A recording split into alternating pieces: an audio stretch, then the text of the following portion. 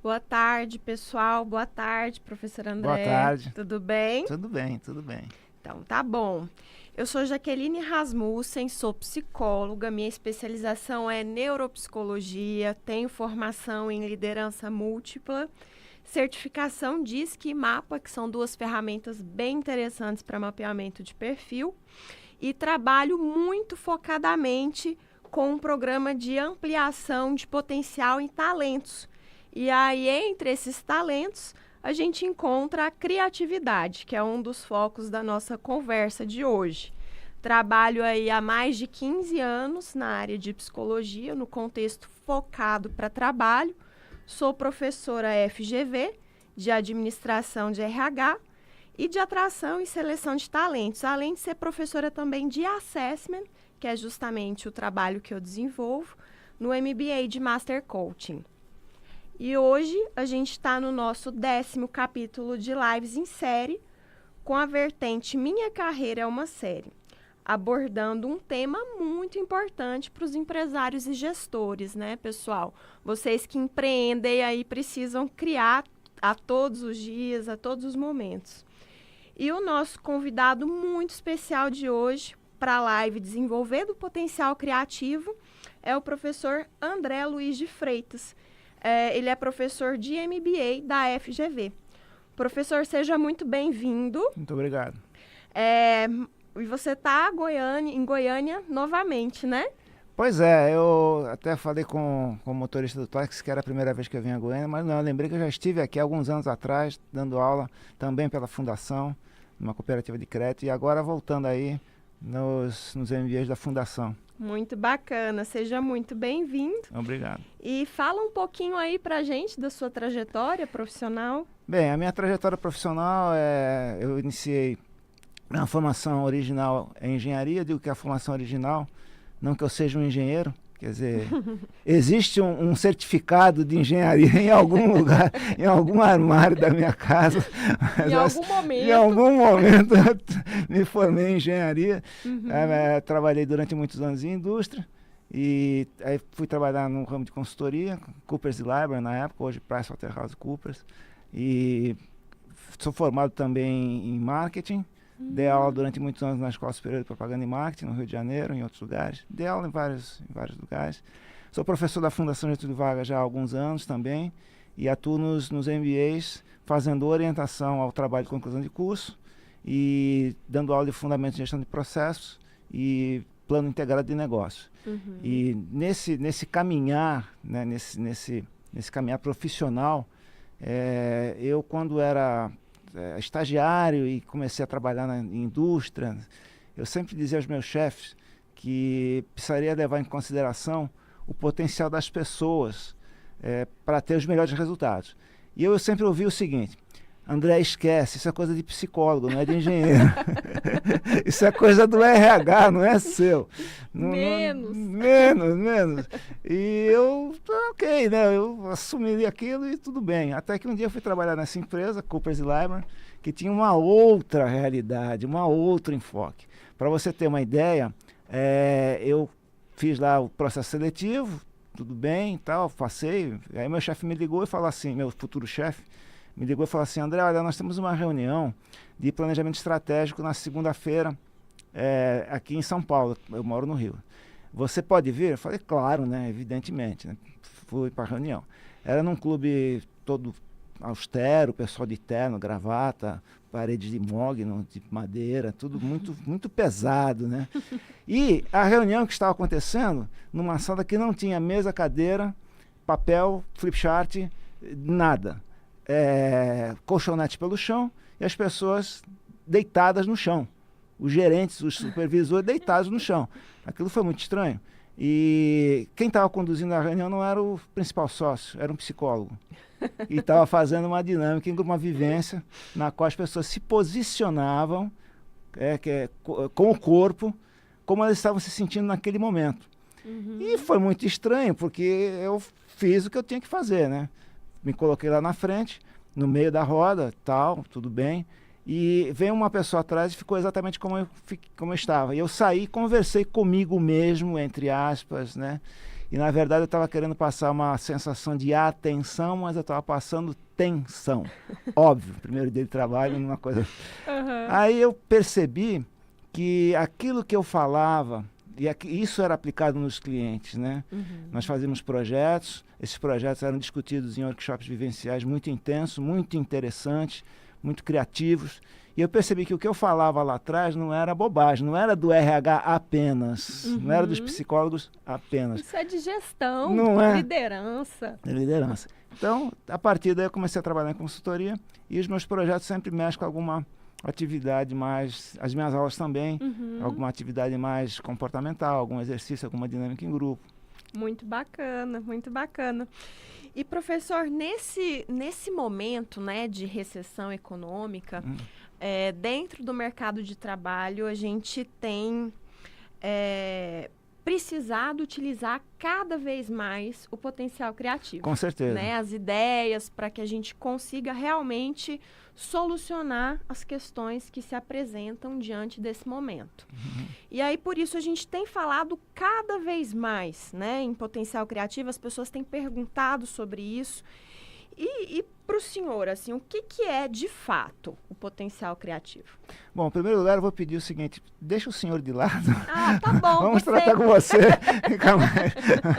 Mas, apesar dos cabelos brancos e da barba branca... Combinadíssimo. Combinadíssimo, tá legal.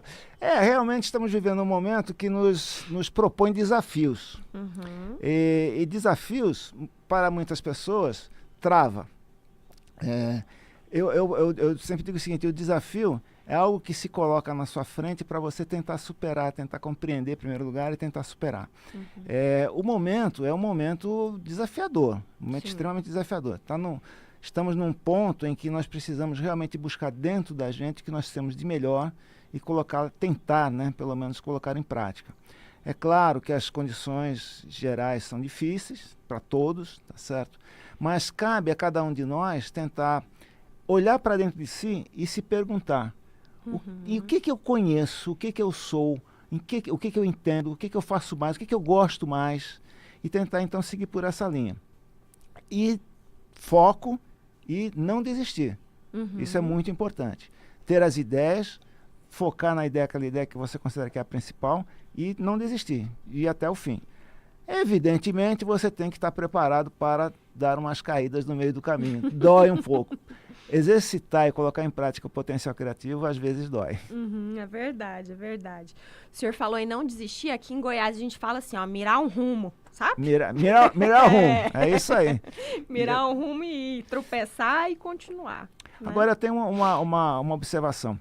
Você também precisa saber a diferença entre persistente e cabeça dura. É verdade. Teimoso.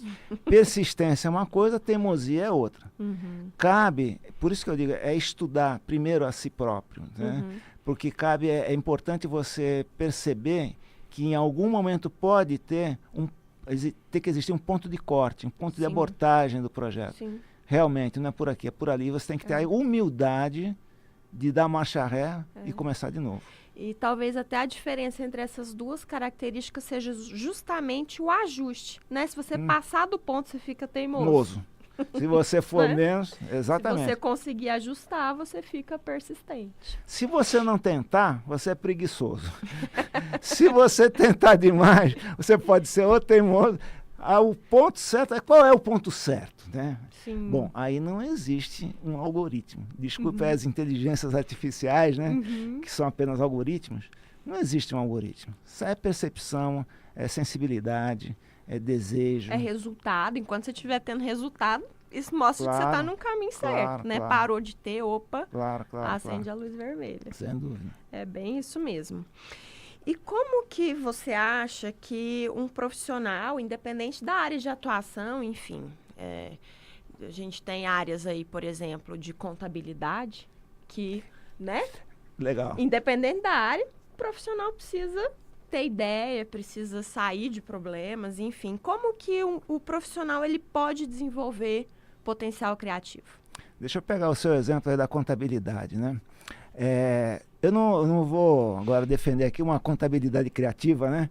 Mas você pode ter criatividade, usar a criatividade, apesar de trabalhar numa atividade extremamente regulamentada. Sim, tem as áreas da saúde também, que tem protocolo para tudo. Para tudo, né? tá certo? Eu sempre digo o seguinte, por exemplo, um jogo de futebol tem regras. Caiu na área, é pênalti, pôs a mão na bola, é falta. Agora, como o jogo começa 0-0, você não sabe qual vai ser o final. Uhum. Então, isso é criar apesar dos limites. Sim. Um dos mitos da criatividade é que você precisa de liberdade total para criar. Isso não é verdade. Você pode criar apesar dos limites. Você pode criar dentro dos limites. Você pode forçar os limites. Você pode testar os limites e ampliá-los, se possível e necessário. Uhum. Caso contrário, apesar dos limites, você pode criar dentro dos limites. Eu sempre gosto de contar uma coisa que aconteceu comigo.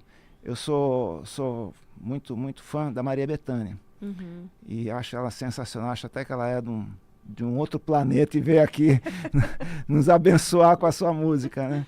E ela nessa entrevista, era uma entrevista, ela estava dizendo o seguinte, que no atual estágio da carreira dela, ela podia fazer qualquer coisa, cantar qualquer coisa, cantar qualquer música, compor qualquer música. Ela chegou a esse estágio, ela conseguiu isso, né? Uhum. E eu, naquela época, assistindo essa entrevista, falei assim, puxa vida, queria eu não ter limites, né? Queria eu não ter a liberdade total. Uhum. Depois eu pensei o seguinte, mas espera um pouquinho, ela tem limites. Uma música é feita de 7 notas musicais, só. Uhum. Quantas músicas existem no mundo até hoje? Não sei. Zilhões, bilhares. Então, a pessoa pode sim desenvolver o seu potencial criativo em qualquer atividade. Uhum. Ela precisa se desgarrar de padrões, de parâmetros que já não mais são úteis. Uhum. E isso é muito importante, é o questionar, é o pensar, é o refletir. O que eu acreditava antes, vale hoje? Sim, ok. Não vale, então eu mudo. Sim. Não é mudar por mudar. Ter essa mobilidade, né? Essa flexibilidade. Ter essa flexibilidade, aceitar como possibilidades coisas divergentes daquelas que você acredita, Sim. como possibilidade. Não precisa aceitar. Uhum. Não precisa aceitar. Mas precisa aceitar a possibilidade de e refletir a respeito. Quando você tem essa flexibilidade mental, e eu defendo que precisa ter uma flexibilidade mental e corporal também, depois eu falo um pouquinho disso, você pode até reforçar seus pontos de vista. Mas você pensou, você refletiu. Sim. Acho que isso aqui é o importante. Bacana, é verdade. E aí, pergunta capciosa de Eu psicólogo, né? Agora. Ó a casca de banana aí. Quais são os fatores de personalidade que ajudam ou que podem ajudar aí a maximizar o potencial criativo, a criatividade? Olha só, eu sinceramente não acredito num perfil, num padrão, tá certo? Eu não acredito nisso. Eu acredito que existem alguns comportamentos, algumas coisas que as pessoas... Então, por exemplo, se você é muito rígido, se você é muito controlador, isso realmente dificulta. Mas não significa que uma pessoa controladora não possa vir a ser criativo. Ele pode ter criatividade sobre a forma de controlar. Sim. Veja, criatividade pode ser usada para o bem ou para o mal, como qualquer coisa. Sim. Então, eu penso assim que todos nós, de alguma forma, temos algum potencial criativo para alguma coisa. O desafio é descobrir qual é essa alguma coisa. Ou até a forma de criar, a forma de exercer essa criatividade. Né? E a criatividade, ela acaba sendo um pré-requisito para a evolução, né? Para o desenvolvimento, porque senão você fica sempre ali no mesmo lugar, com o mesmo perfil. Com certeza, com certeza. Eu penso o seguinte, às vezes as pessoas relacionam criatividade com ter muitas ideias. Ter muitas ideias é um passo importante, legal, super bacana, divertido inclusive, mas não é o único. Criar é transformar. Criar é ter ideias e transformá-las em prática para interferir criativamente no mundo. Pensa bem, você está contribuindo para a criação. do mundo, da existência. Você fazendo uma interferência criativa no seu trabalho, no seu cotidiano. Não precisa ser uma coisa maravilhosa, não. Uma receita diferente. Acrescenta um pouquinho mais de pimentão vermelho. E ficou legal. Isso já criou. Isso é criatividade. Então, criatividade é ter ideias, tudo bem, mas principalmente, penso eu, né? Empreender transformações qualificantes, transformações enriquecedoras.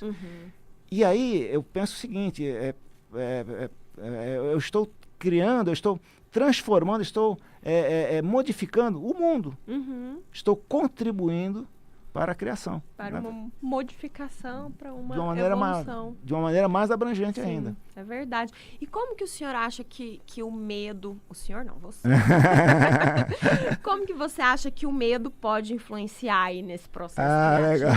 A existência? Pode. Olha só, como tudo, tem duas faces, né? O medo pode te travar, mas ele pode ser um aliado. O ruim é você ficar travada por causa do medo. Mas ficar com medo é importante. Porque quando você fica com medo, se você tiver uma capacidade mais abrangente, né, você cria meios, elementos, formas de superar, de conseguir apesar do medo. Sim. Por exemplo. Faz sentido. Por exemplo, tá? Eu, quando comecei a trabalhar, trabalhar com consultoria, fui fazer uma apresentação para o chefe do chefe do chefe do chefe do meu chefe. É claro que eu fiquei com medo. Mas é claro que eu não deixei de fazer a apresentação. Medo garante sobrevivência, né? Agora eu me preparei. Eu não fui improvisado. Então, o medo que garantiu essa preparação. Sem dúvida. Agora, se eu ficasse não vou conseguir, pronto. Aí eu ficaria travou. Então, o medo, ele é importante, sim. Eu só não posso me deixar superar pelo medo. Sim. Ele não pode me amarrar. Ele tem que ser uma ferramenta. Tem que utilizar o medo como uma ferramenta criativa. Eu tenho uma pessoa do meu convívio, né, que até participou bastante da minha formação, que ela fala que o medo é... A coragem é medo em movimento. É legal, Né? vou usar essa frase. Coragem é o medo em movimento. Em movimentos. A pessoa que é corajosa não significa necessariamente que não tenha medo. Que ela não tem medo, ela tem, mas ela põe em movimento. E para você criar, você precisa ser corajoso. Sem dúvida alguma. Precisa lidar com medo de uma forma assertiva também. Agora, mais uma vez, né? Quer dizer, você superar o medo é uma coisa, você ser inconsequente é outra, né? Então, tudo tem aquele ponto... O ponto assertivo ponto certinho. Que ponto esse que eu penso... As pessoas perguntam muito para mim, não tem uma fórmula certa. Um ponto de corte, um ponto de corte. Cada caso é um caso, cada pessoa é uma pessoa diferente da outra. Então, o que para mim serve, talvez não sirva para você. E vice-versa. Sim. Então, desenvolver a percepção e a sensibilidade, eu acho que é muito importante no processo criativo. É fundamental, né? E aí, professora, a gente tem um monte de gente aí criativa, que tem um monte de ideia, a cabeça borbulha, às vezes tem até crise de insônia, porque a cabeça não para. Eu falo, mente tagarela. Mente tagarela é legal. Tem um monte de legal. gente que tem mente tagarela mente por tagarela aí. É bacana. Só que aí, quando a gente olha para as ações, né, e para os resultados, a pessoa não consegue realizar, não tem muito potencial criativo, mas tem pouco potencial de realização. Isso. Como que você acha que a gente poderia trabalhar nesse sentido?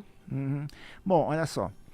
É claro que tudo é um trabalho pessoal, individual, tem formas, ferramentas, técnicas, de ideias, mas eu penso o seguinte, em primeiro lugar, foco.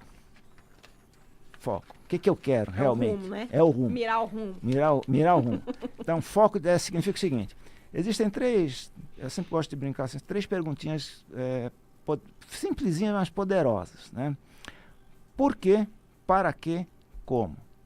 Por quê? Olhando para trás. Qual a motivação original? Qual foi o incômodo que me fez pensar nessas zilhões de ideias aqui, né?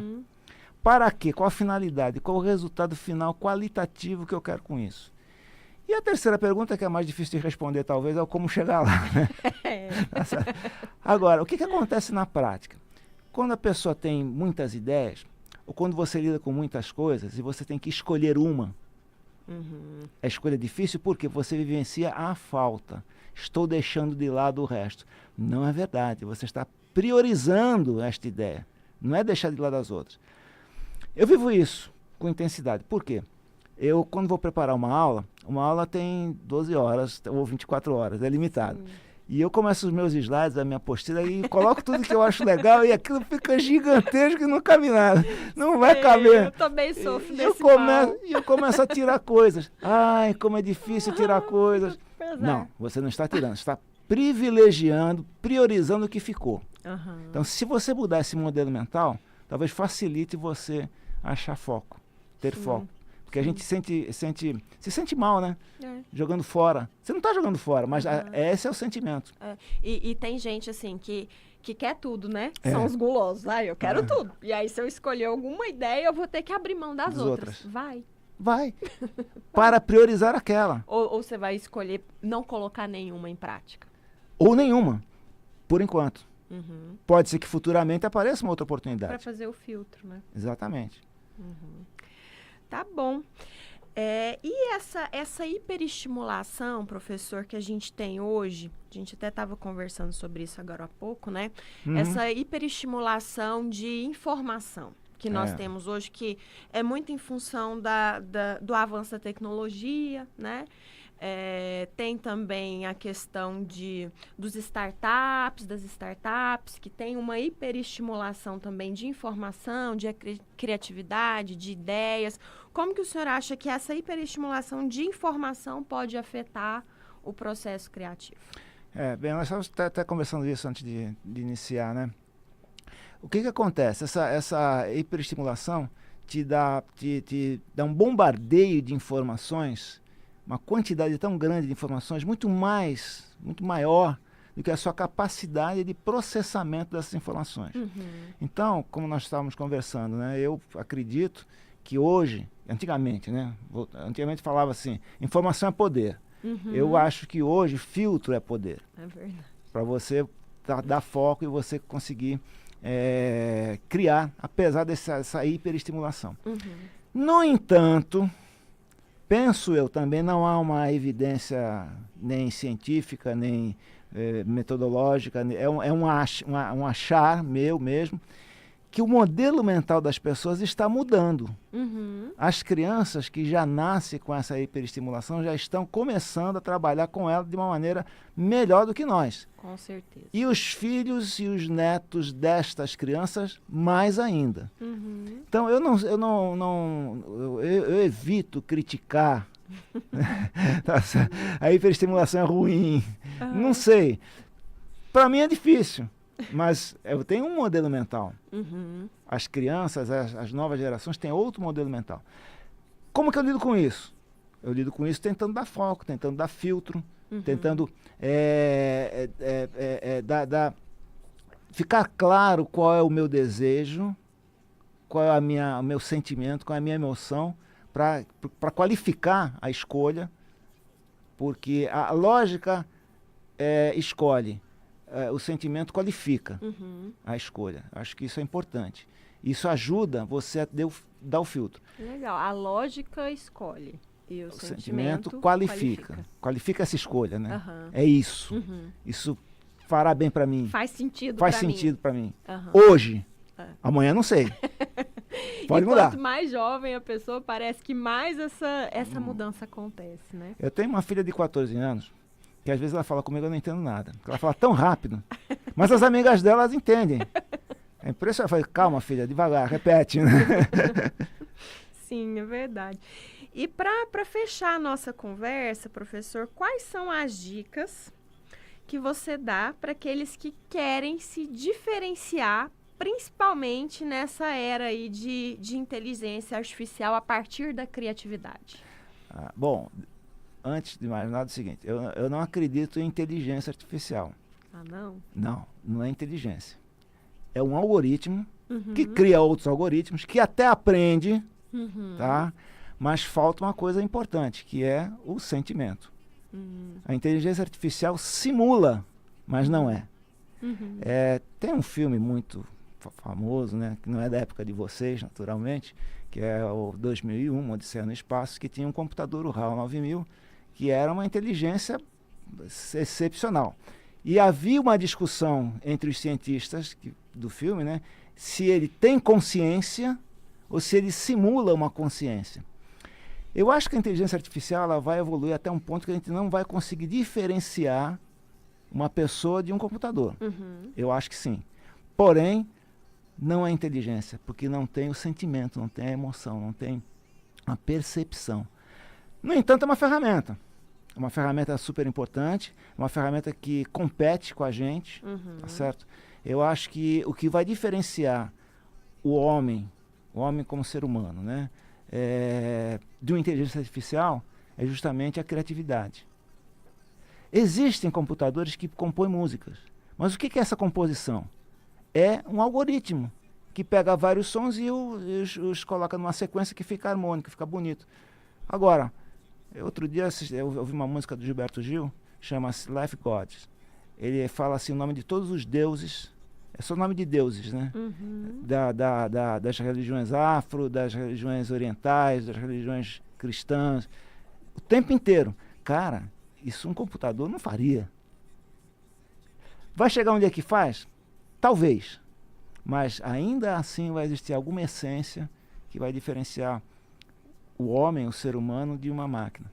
Isso sim, eu penso, é a inteligência. A capacidade de sentir, de vivenciar e de reagir diante disso. De ficar alegre, de sofrer, de rir, de chorar.